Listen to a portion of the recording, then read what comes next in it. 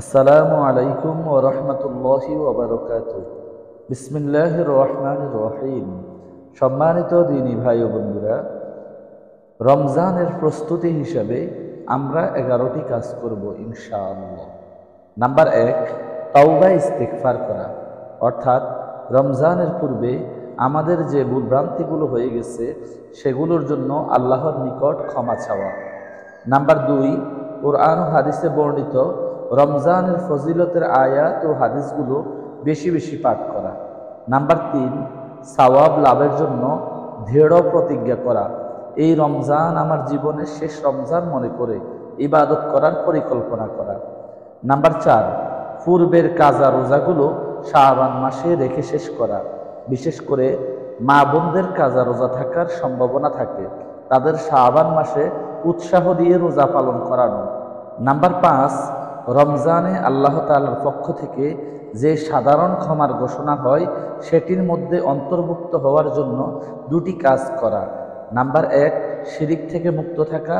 Number 2, হিংসা থেকে মুক্ত থাকা। নাম্বার 6, রমজান এবং তারাবি সংক্রান্ত মাসলা মাসাইলগুলো পূর্ব থেকেই জেনে নেওয়ার চেষ্টা করা।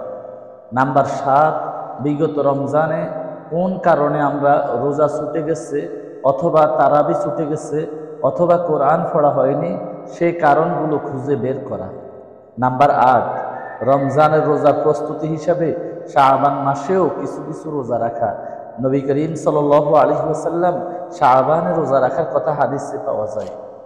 নাম্বার 9, রমজান মাসের 24 ঘন্টার রুটিন করার চেষ্টা করা, তাহলে আমল করতে সহজ হবে।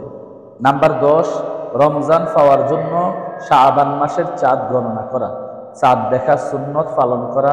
রাসূল করিম সাল্লাল্লাহু আলাইহি ওয়াসাল্লাম চাঁদ দেখলে দোয়া করতেন, আল্লাহুম্মা আহিল্লাহু আলাইনা বিল উমনি ওয়াল ঈমানি ওয়াস সালামাতি ওয়াল ইসলামি ওয়াত তাওফীক লিমা তুহিব্বু ওয়া তারদা রব্বি ওয়া রাব্বুকাল্লাহ। চাঁদ দেখে এই দোয়া পড়া।